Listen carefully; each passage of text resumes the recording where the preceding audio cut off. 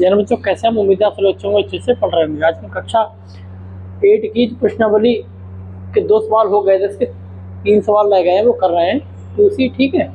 तो इसमें तीसरा सवाल है, वह छोटी से छोटी प्राकृतिक संख्या ज्ञात कीजिए जिसे इस संख्या में जोड़ दे तो योगफल पूर्ण वर्ग हो जाए। देखो, हमने जोड़ने वाले सवाल आपको बताए भी हैं एग्जाम्पल में भी, तो आप कर सकते हैं। कैसे, देखिए,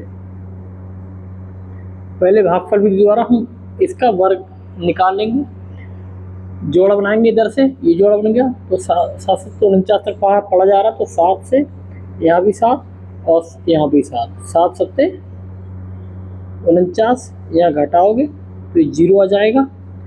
इनको जोड़ोगे 7 7 14, ये कितना आ गया 31, एक जोड़ा यहाँ पर आ गया। अब देखो, अगर हमें यहाँ पर कहते क्या घटाएं तब तो मैं यहीं पर रहने देते, 31 अब घटाने वो होगा इसमें, क्योंकि ज़्यादा पहाड़ा पड़ेंगे तो ज़्यादा हो जाएगा, तो यहीं पर रहने दे। लेकिन इसमें लिखा है कि जोड़ दें, तो इसका मतलब है हमको इससे बड़ी संख्या यहाँ पर लानी है।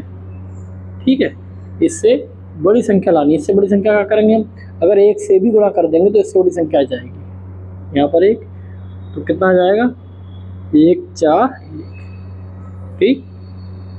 यहाँ घटाओगे तो घटाने को ये ज़्यादा है, 141 में से 31 घटाओ 0, 4 में से 3 का 1 और ये 1, 110 बचे। माइनस के ज़्यादा है तो माइनस के बचेंगे, ठीक। लेकिन हमको पूर्ण वर्ग बन जाए, भाई छोटी से छोटी प्राकृतिक संख्या ज्ञात करनी है। तो वो प्राकृतिक संख्या कैसे ज्ञात होगी, अगर हम 49 31 में 110 जोड़ दें तो वो प्राकृतिक संख्या प्राप्त होगी। भाई छोटी से छोटी प्राकृतिक संख्या ज्ञात की जिसे इसमें जोड़ने पर, ठीक है, तो वो संख्या प्राप्त हो गई। 131 है वह संख्या, ठीक है। अगर वो संख्या ज्ञात करना चाहो पूरी वाली तो आ जाएगी 0 मतलब 1 1 4 और 9 और 1 10, 4 और 1 5, ये संख्या होगी। लेकिन भाई छोटी छोटी प्राकृतिक संख्या कौन सी है, 110 है, ये हमारा आंसर है, ठीक है। अगला सवाल देखो है, भाई छोटी छोटी प्राकृतिक संख्या ज्ञात करनी है जिसे इसमें घटाने पर शेष पर पूर्ण वर्ग हो जाए। कैसे याद करेंगे, इसका भाग विधि द्वारा वर्गमूल निकालना शुरू करेंगे। कैसे करेंगे, इधर से जोड़ा बनाएंगे, एक जोड़ा ये बन गया, एक जोड़ा ये बन गया, सिंगल बचा तो 1 तक ही पढ़ा जाएगा, 1 और यहाँ पर भी 1 1 2, घटाएगा तो 0, ये जोड़ा यहाँ पर आ जाएगा 82। कितने तक पढ़ना पड़े, 3 तक पढ़ना पड़ेंगे, ज़्यादा पढ़ेंगे तो ज़्यादा हो जाएगा, ठीक है। 3 तक पढ़ना पड़ेगा तो यहाँ पर भी 3 और यहाँ पर भी 3 और यहाँ पर भी 3, 3 3 9, 3 दूनी 6, 12 में से 9, 12 में देखो 2 में से 9 जाएंगे नहीं, यहाँ से लिया 12 हो गए, 12 में से 9 गए 3, यहाँ रह गया 7, 7 में से 6 गया 1, ये जोड़ा यहाँ पर आ जाएगा, ठीक। 3 और 3 6 और 2,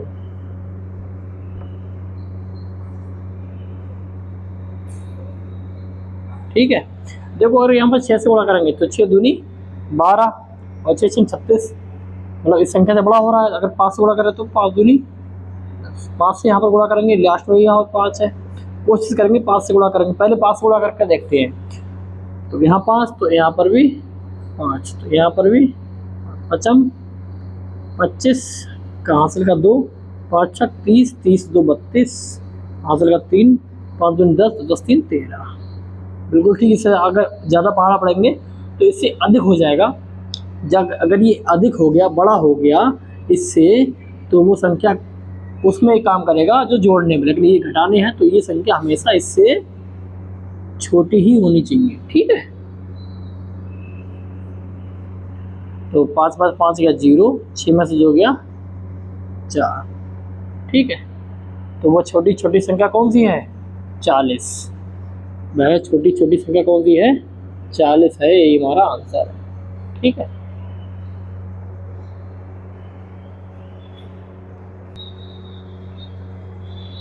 देखो, पांचवा सवाल है, 5 अंकों की बड़ी से बड़ी पूर्ण वर्ग संख्या आपको ज्ञात करनी है। तो बड़ी से बड़ी पूर्ण वर्ग संख्या कौन सी होगी? तो सबसे पहले हम 5 अंकों की सबसे बड़ी संख्या ज्ञात करेंगे। ठीक है, लिखेंगे इसमें। तो 5 अंकों की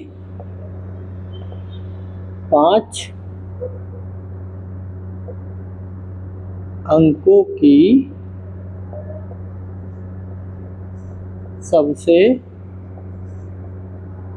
बड़ी संख्या, ठीक, वो क्या है?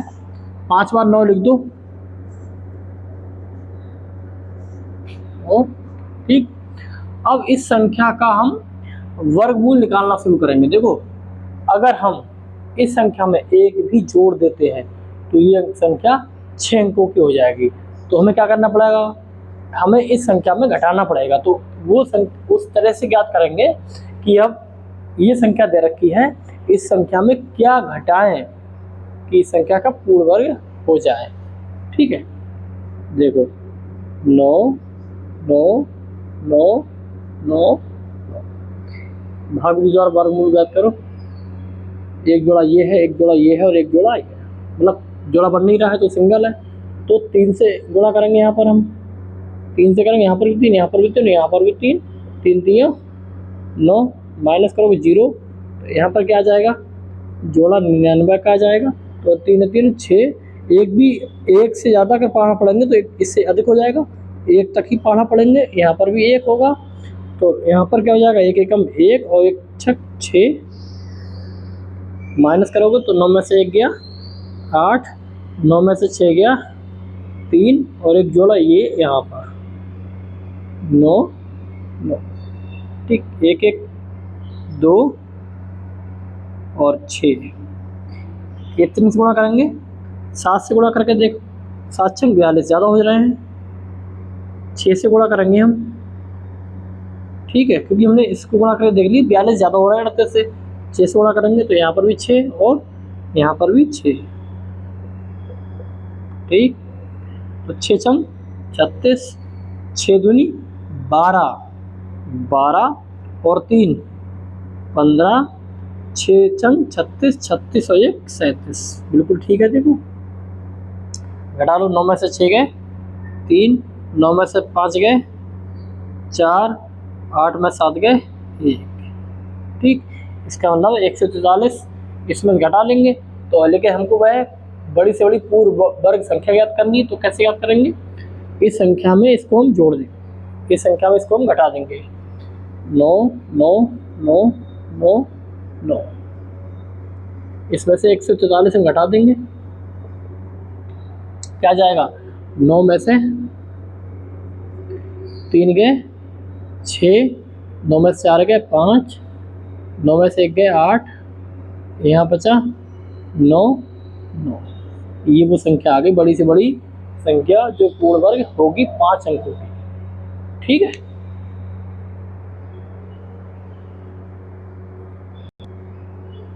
अब देखिए हमको इस संख्या का गुणनखंड विधि और भाग विधि दोनों से हमें वर्गमूल ज्ञात करना है। कैसे हम करेंगे? देखो 625 100, ठीक है।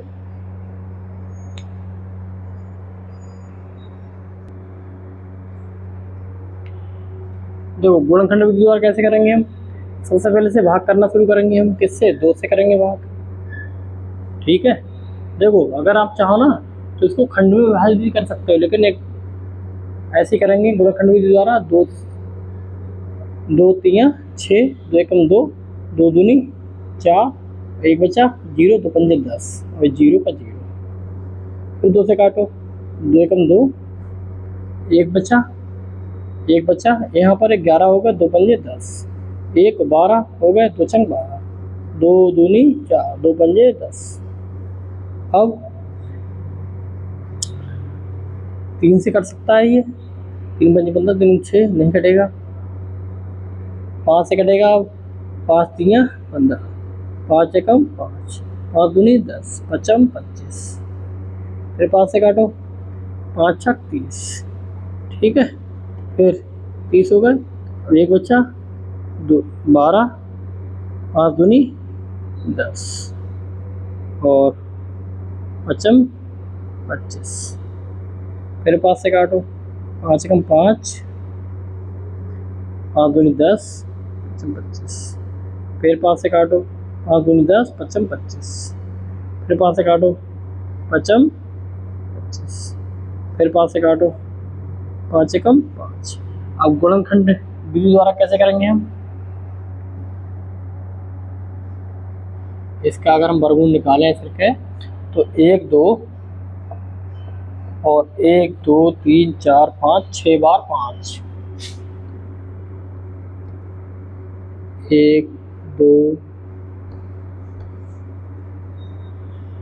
3 4 5 6, जो जोड़ा बन रहे हैं वो बाहर आ जाएंगे। ठीक है, इसके अंडर रूट मतलब है इसके ऊपर भी अंडर रूट होगा, तो जोड़ा बन रहा है वो बाहर आ जाएंगे। 2 का जोड़ा बन रहा है 2 एक बाहर आ जाएगा, बोला 5 का एक जोड़ा बन रहा है 5 बाहर आ जाएगा, इस 5 का जोड़ा बन रहा है तो ये एक बाहर आ जाएगा, इस 5 का जोड़ा बन रहा है तो ये भी एक बाहर आ जाएगा। प्लस माइनस दोनों लगेंगे, क्योंकि इसमें लिखा नहीं है धनात्मक है ऋणात्मक, तो दोनों चिन्ह लगेंगे। प्लस माइनस 5 25, 5 125 और 125, 2 गुणा 125। ठीक, तो प्लस माइनस 2 पंजे 10, 2 दूनी 4, 1 5, 2 एकम 2, यानी कि 250 ही आएगा। दोनों बार 250 ही आएगा, 250 आ गया। अब देखना भाग विधि द्वारा। ठीक है, गुणनखंड विधि द्वारा इसका आ गया 250 प्लस माइनस करके। ठीक, ठीक है,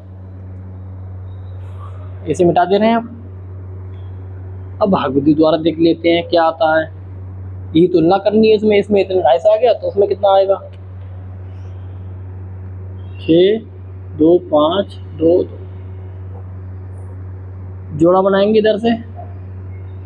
ठीक है, तो यहाँ पर 6, 2 तक पाना पड़ेंगे, 2 दूनी 4, यहाँ पर भी 2 2 2 4, यहाँ कितना बचा घटाओ, यहाँ पर यहाँ 2 बचा, ये जोड़ा यहाँ पर आ गया 25। ठीक है, अब 5 तक पढ़ना पड़ेंगे, तो यहाँ पर भी 5, यहाँ पर भी 5, 5 25, यहाँ पर भी 5, 5 चौक 20 और 20 2 22, यह का 0 0, 5 5 10, 4 1 5। ठीक, तो यहाँ पर जो जीरो है यहाँ पर जोड़ा 0 का आ जाएगा, तो 0 है तो यहाँ पर 0 से गुणा करेंगे, यहाँ पर भी 0 से, यहाँ पर भी 0 से जब यहाँ पर गुणा करेंगे तो सब कुछ 0 हो जाएगा। ठीक है, सब कुछ 0 हो जाएगा, इसीलिए यहाँ पर भी कितना आ गया 250। ये मैं तुलना करनी थी कि इससे कितना आएगा इससे कितना आएगा, तो इससे भी हमारा कितना आ गया 250,